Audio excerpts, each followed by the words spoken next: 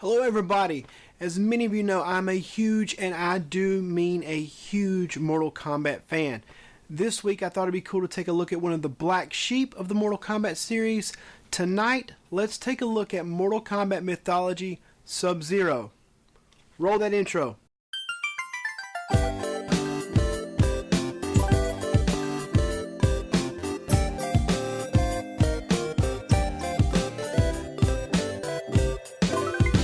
So imagine you will that it's 1997 and you've just come off a huge Mortal Kombat trilogy binge. Well, what's next? Mortal Kombat 4, of course. Oh wait, that's not ready yet.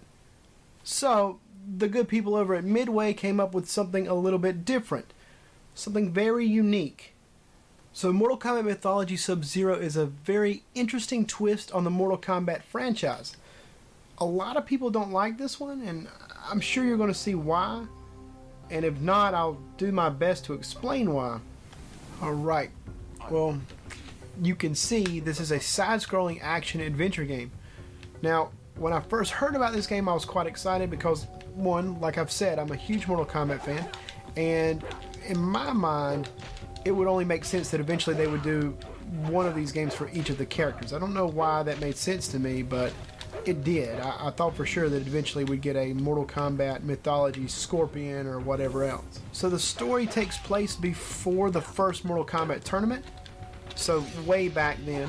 This is actually kind of the story of how he ends up killing Scorpion's clan.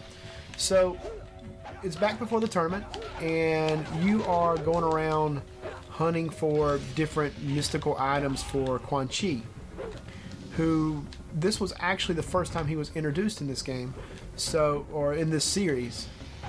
So you get introduced to new characters. Actually, in addition to Quan Chi, you meet, I think, Fujin for the first time.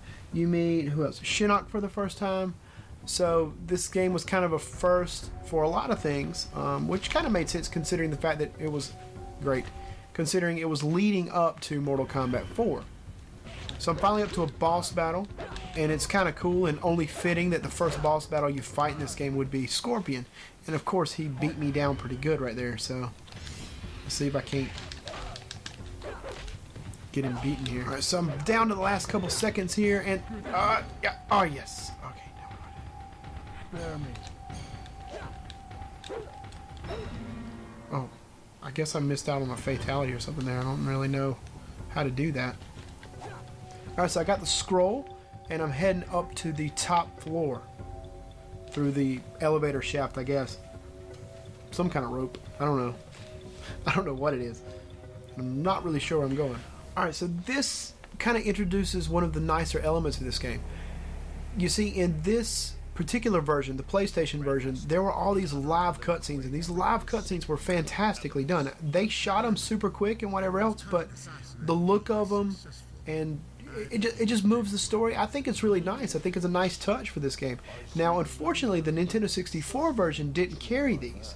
You know, the cartridges couldn't hold as much memory or space, and it just didn't work. So it was a much better format. I think it was really awesome for them to put this on the PlayStation and to include these live cutscenes. Are fantastic, especially for a guy like me who loves Mortal Kombat. I mean, this is really cool for me. Alright, so now I'm in the second level, and we're going to do the best we can. Hopefully you're listening. The audio's pretty good here. It's real standard Mortal Kombat, and it sounds exactly like a Mortal Kombat game should. It's, you know, this isn't a fighting game. Let me check my tablet here, because that's the only way you know what to do. Okay, let's see. Use the wind gust to carry you to the next platform. Okay. Oh my gosh, that's a little terrifying.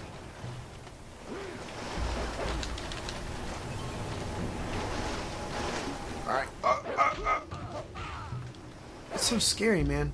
All right, so the audio's pretty good. It sounds like a Mortal Kombat game should. Well, I guess I gotta wait for a. That's fun. I gotta wait for a wind gust, I guess. But the audio sounds like a Mortal Kombat game should. How many times have I said that now? It's ridiculous. Let's see what happens. Hopefully this wind gust will come and do something. I don't know how. Oh, there it goes. Oh, that's tense. Alright, so this is cool. Alright, check this out. This is kind of one of the graphical things. Now, the graphics look really good on this game, and they look pretty standard. They did a good job, though, at one thing. They bridged the gap between the new and old at the time. So they used the standard... digitized sprites for the characters, but the backgrounds are all pre-3D rendered. So it was really nice. It gives it kind of a almost pseudo-realistic look. I mean, I don't know how to describe it any further than that, but it does look really nice. Oh gosh.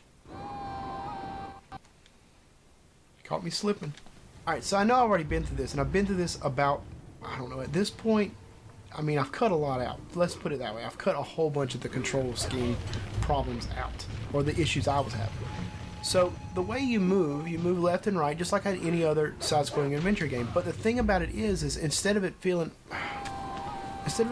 normal, like a normal side-scrolling action-adventure game, it feels like a fighting game trying to be a side-scrolling action-adventure game, which is exactly what's happening here. So the control scheme is way more like Mortal Kombat than it is like you would expect a side-scrolling action-adventure game to be. So here's what happens. When I hit right, I move right, and when I hit left, instead of really moving left, I back up. Do you know what I'm saying? So that's kind of an issue anyway. So if I get on one side of a character, a lot of times I'm facing the wrong way or whatever. The way you turn, you actually have to hit one of these shoulder buttons to turn the proper direction. Now, there's an example right there. So this isn't terribly annoying. It takes a little bit of learning, okay? So you may find yourself getting a little stuck from time to time, facing the wrong direction, especially when you first plug it in and you start playing this game for the first time. You may find yourself dying a lot because you're so used to being able to turn like on a dime. Now, another control issue that I've dealt with here, and I just did it again, is when I'm trying to do jumps. Now, in this level in particular, there's a lot of jumps, and like that's how you get through the level.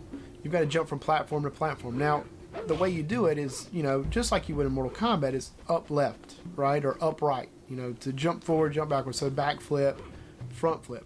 So to do this, you've got to hit the up button and the right button. Now, this is normally not a huge problem, but for whatever reason, on this game, it's way more precise than it is on any of the fighting games. And I've died, I don't know how many times, trying to jump from one platform to the next. And it's really eating up my continues. This isn't a huge gripe, because just like any other control scheme, most of the time I've never played a game that the control scheme completely kept me from playing the game. There's just always that learning time where you've got to get used to it. And honestly, with this game, it might take you a little while, but it's not going to take you all night. Alright guys, I have fallen again and again because of these crazy controls. What can I say about Mortal Kombat Mythologies Sub-Zero? It's a pretty good game. In terms of a side-scroller game, it is a side-scroller game, there's no denying that, but it doesn't feel like a side-scrolling game.